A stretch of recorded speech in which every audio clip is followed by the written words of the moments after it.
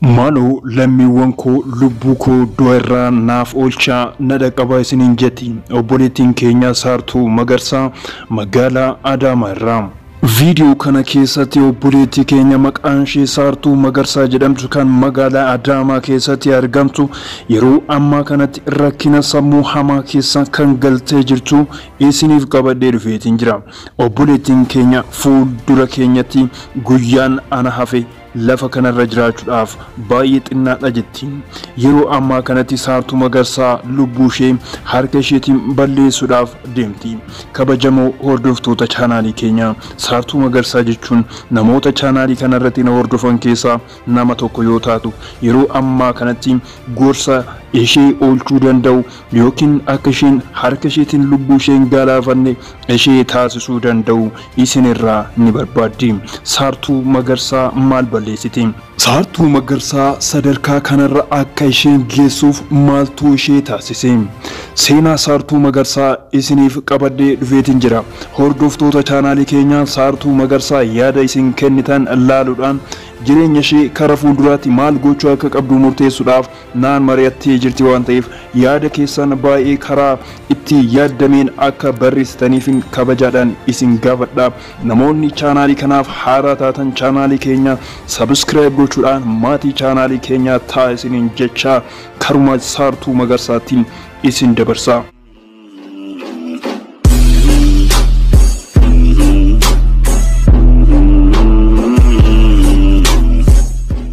Maqaan kiyya Saartuu Magarsaan jedhama.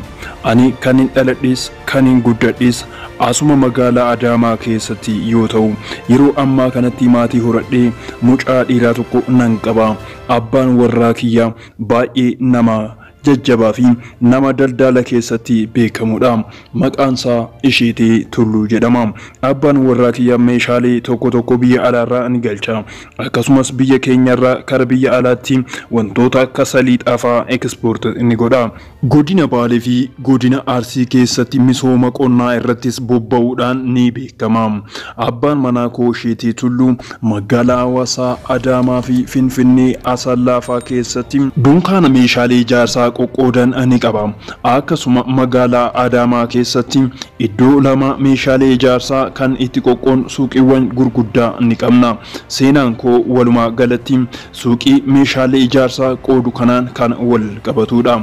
Ani suuqii meeshaalee ijaarsaa qoqqoodan keessa suuqiiwwan naannoo magaalaa Adaamaa karaa giddu galeessaatti argaman keessa tokko keessatti deddeebi'uudhaan hojii koo nan hojjedha. Gamoon nu itti gurgurrus keenyuma. Gamoo keenya kana karaa gubbaatiin kireessinee karaa jalaatiin ofii keenyaaf itti hojjenna.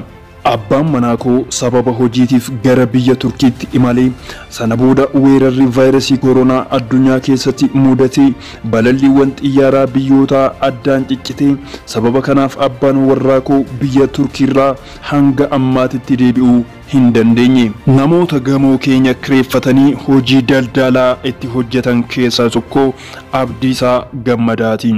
Abdiisaa Gammadaa nama footograafer ta'edha.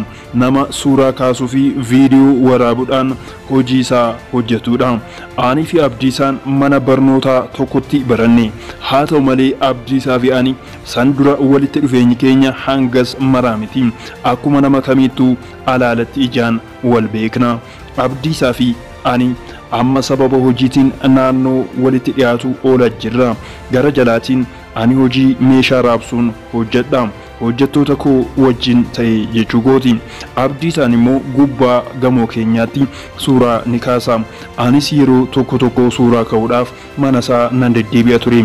Walitti dhufeenyi koo fi kan Abdiisaa kan jalqabe mana suuraa kana keessatti. Abdiisaa armaan dura alaalatti yeroon isa argu waan dubbatu natti hin fakkaatu ture. Yeroon itti dhiyaachaa deemu haasofni Abdiisaa, dubbiin Abdiisaa fi kolfisaa baay'ee nama hawwata. Ani fi Abdiisaan waliin taphachuu fi sa'aatiiwwan dhedheeraa waliin dabarsuu akkasumas yeroo tokko shaayii fi bunaa wal affeeruu jalqabne.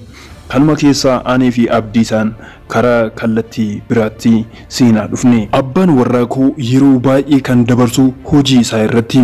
Sanuu biyya keessaa fi biyya ala deddeebi'uudhaan yeroo baay'ee manaa bahee ni tura.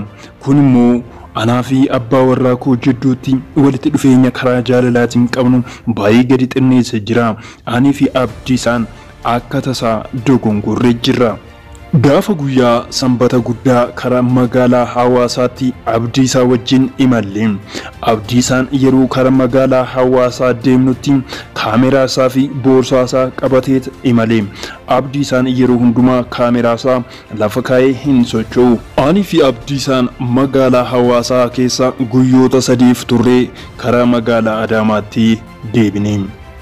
Abdiisaan guyyoota muraasa booda haalli inni itti natti dhiyaatu kan akka duraan turre haala isaa natti jijjiiratee jira.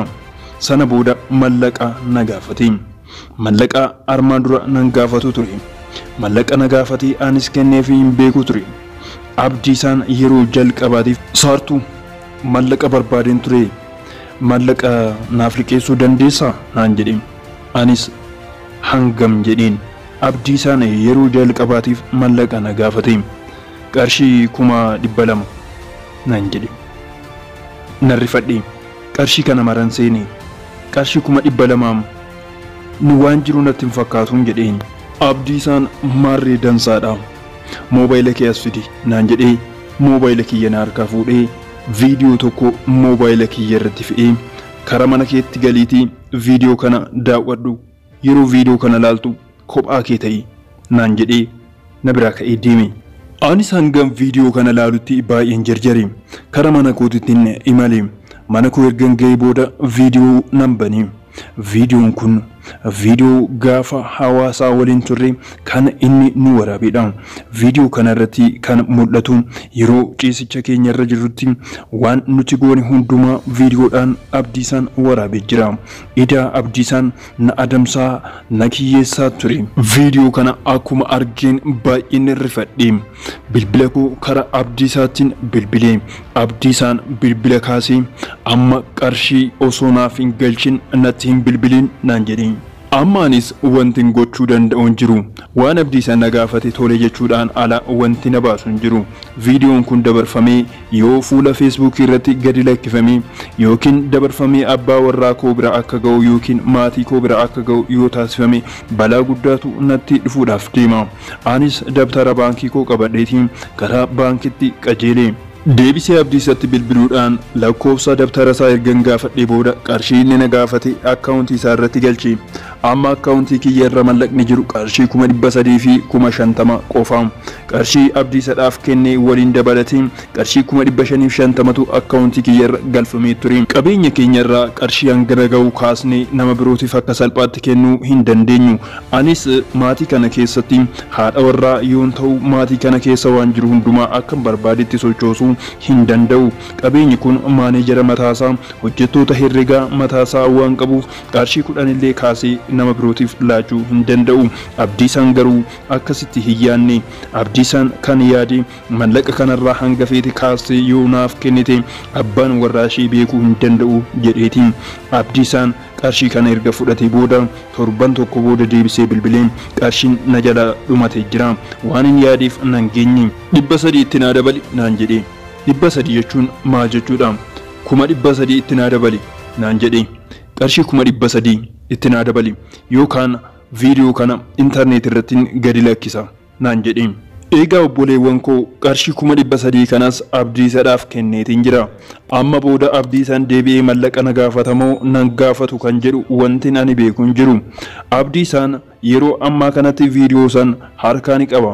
Kana balleessi jechuudhaaf kooppii isaa iddoo biraatii ni qaba jedheetiin yaada. Qarshii abbaan warraa koo akkaawuntii kiyya irratti galchee deeme keessaa qarshiin dabtara kiyya irra amma jiru qarshii 50 qofa. Qarshii kana akkaawuntii kanarraa yoon fixadhee waan hin godhu hin beeku. Abbaan warraa kiyya gaafa Turkirraa as deebi'e waan mallaqa kana na gaafachuunsaa hin oolu. Abdiisaanis yoo barbaade ol ka'ee mallaqa na gaafachuu danda'a. Kanaaf malli koo maali?